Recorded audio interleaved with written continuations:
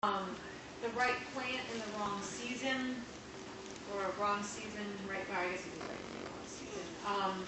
So, you know, a lot of lettuces cannot tolerate these really, really hot suns. Or cilantro will bolt really, really fast.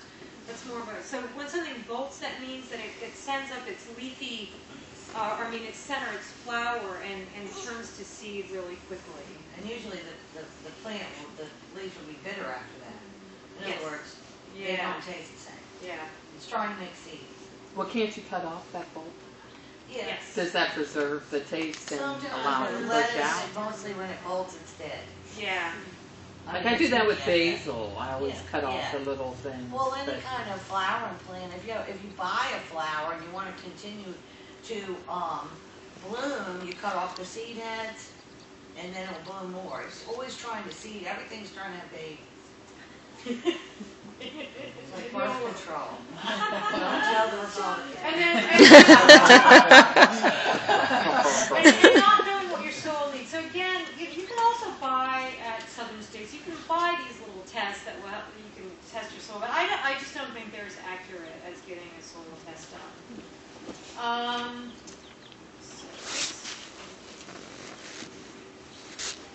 And so you are what you eat. That's it. So for you guys that came in later, let me just again talk about what the little show and tell things are that I brought with me. So this is this mystery thing that it just bred in my backyard, and I think it was a cross between a turnip and Mizuna. And it just planted itself back in October, and I let it go, and I've been cutting. You can see where I've been cutting and eating off of this. So you can see it has a taproot, and then more of the fine root hairs, and then this turnipy looking thing. And this is where it's starting to go to flower or to seed. And so I just have been cutting off of this. I'll go and cut half of it down and eat it, and it just grows, keeps growing back. But now it's really starting to go to seed. But I'm trying to keep that under control by eating that. So Do you eat this like fresh salad or you cook it? both. What does it taste like? Here, you can try it. I just know, especially the part that's going to seed. You can eat those. You want to have a chicken?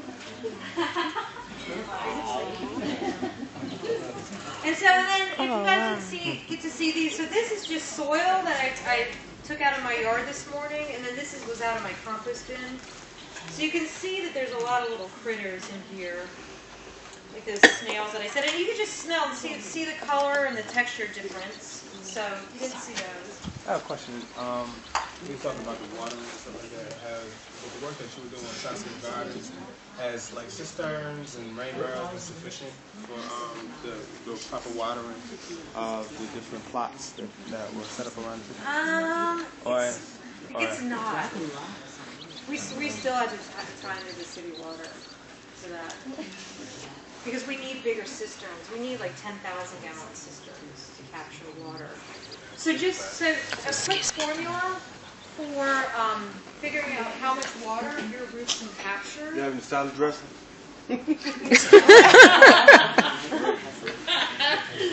Is for every 1 inch of rain that you get, for every 600 square feet of roof space, you get 1,000 gallons of water. That's Yeah, but you got to figure this out for me. How does that measure out to an inch? So if it rains, so for capturing rain for a cistern. So if you want to measure how much rain that you're getting, so if you have 1,000 square foot roof, now I'm all confused. No, that makes sense because when you get an inch of rain, it's over the entire area where it's rained. So if that much rain is coming down onto one roof and it's then draining into the barrel. Okay. Well, I just the DPU kindly has decided to buy 10 275 gallon cisterns for the community garden program, and they're going to let me drive the water truck over to, I don't know where I'm getting the water yet, but I'm just wondering as far as how much they've planted, and we had discussed this. I mean, we have numbers, yeah, but you just have to do the formula to figure out how many square feet. I mean, You can find it on, you can do it by the acre or by the 1,000 square feet or whatever. But capturing rainwater, I just It's think very important. it's, you know, just another little stat that I think is really amazing is that the city, 30 to 40% of the typical energy use in a city is used to pump water. Can you send that to me? That's a huge amount of energy that we, as infrastructure and as taxpayers, to understand the complexity of our water systems, to move, the fact that you can turn on your faucet and it comes out with pressure rather than just dripping out, 30 to 40% of the city's energy use is pushing that water around. Where'd you read that, what? Yeah, I know. I won't. You do? Okay. So I think for all They of don't us, let you it's, tour it you anymore, know, but if you ever had an opportunity, and we used to have to go as employees to the wastewater plant to see what they have to do, what comes in there. yeah, I went on a tour of a wastewater plant this You'd summer. appreciate paying that money. Yeah. Oh, yeah. It's mind-boggling Yeah. the fact that we get clean water when we put our faucets on. Should your compost pile be in the sun or the shade? Probably shade. And actually, if it doesn't rain, it's good to water your compost pile. You probably use an inch of water Two. a week as well. Just really quickly, what is your name? Lisa, Teresa. Do you have a compost bucket that you turn? Uh-huh. Yeah, You know, I've never used one, and I've seen those, and it seems to me like everybody who has one is like, I don't know about this thing. So I think the turning is better. Now, you were jumping up and down on the ones that you had over at 9th and Bainbridge, weren't yeah, you? Yeah, so we would really compress those and pack them really hard. Well, how Never long made how it. did you get in there and turn them, No, they though? were never turned. So- We just bought one that's it's called an Arrow Bin, Uh-huh. and it's the size of the city trash can times 2 probably. And you open it from the top, no turning required, but it has a chimney coming up the middle of it. So the air comes in underneath and then flows in to the things. It's called a lung, and you take it off the top, and then there's a trap door on the bottom that you just open the trap door up. And being in the city, of course, we're worried about rats and things like that, so we don't want anything getting into Right. it. So this is completely sealed. You don't have to turn it, and it's called an Arrow Bin. It was designed and engineered in Australia. And how much was it? It's $300. So Well, when expensive. Lisa did hers, she uses a rat wire. In the city, I would out in the country. I don't put anything around in the inside. 6 pallets, one for the top, No, 5. one 5. Oh, one, no, none on the bottom. But at home, I'm a totally lazy composter. I just throw it in the corner. And I just once a year I turn my compost, and that's all I do is once a year. I'm really lazy.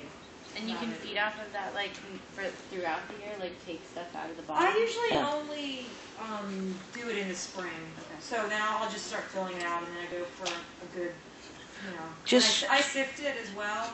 I don't even. I have a frame with welded wire stapled to it, and then I just sift it into a big tub. And then what's too big, I just throw back into the compost. But you know, like I said, I also when it's leaf time, I grab as many leaves as I can and cram them in there, and You really have to layer leaves, though. I think with other things, because to break them down, don't you think? I'm lazy. I'm telling you, I have no technique. I'm just lazy. Well, I just take them and throw them in the garden and till them in. I wouldn't even be bothered with the compost pile at all. With the worm bin, I read that they don't really like temperatures of over about 80 degrees. Yeah. Do you think? Because they generate heat already. Yeah. But if it's like a basement area, not inside the basement, but like kind of like a cool down to the steps area, do you think that's cool? Oh enough? yeah. Okay. I think they'd be fine. There was someone here yesterday, last week, that had their compost in a bin like this with a lid and worms in it. Where were those girls? Come back now. I mean, they had something like this. They were throwing their compost from the kitchen in and had worms, but they had the lid on it in the kitchen. I thought that was. So it's just don't be afraid to get dirty. That's the thing. Don't be afraid of, if things die or. I think that's, again, there's so many right ways to do it. and just have fun. It's really, really fun, especially when you start to eat really well out of it. I'm really new to composting, so can you give some alternatives to, I haven't started my compost pile yet. Do you build something to start the composting? You can get, let me go back to that picture. I saw the 3 that were on the screen. You can buy, there's all kinds of, so there's like these, those black things. You know, you can buy those. No? Ours is green. I mean, it's similar to that, but there's no outside area. So it's, did you have Only We just use started it on from the that bottom, for and about how a do you month, get to but the it bottom? smells. this little door moves up and down. So what I do is, I mean, mine is so old that the door's broken off and I've lost the lid, and so I just will take my pitchfork and pull this stuff out from here and then put it back on the top. And I keep and push it down and keep pulling, and that's how I turn my compost, just once a year. So you can buy these, you know, you can get these for around $100, and they're small, because I have a very small urban backyard. You know, these are made out of pallets, and you can see there's chicken wire in here. So, you know, for me, this has just been fine. But, and some of them don't have really like that one. Right. You know, and probably if it gets to be a problem, because I don't know what happens to my lid, I'll just throw a piece of scrap plywood or something on top of it. And I try and keep carbon on top. But again, I'm lazy, I don't always. So. Carbon is the leaves. The rather leaves or than some the- kind of brown material. Right, You rather want than- to try and not keep the nitrogen-y, the green stuff so exposed to The it. nasty stuff right out of your kitchen. Oh, they do the compost flies. Then they really walk away. I don't really seem to have a problem with flies. Flies are attracted to feces. Rotting meat, rotting flesh and poop is what flies like. Mine had flies, and I was told that the ratio was off between the nitrogen and the carbon.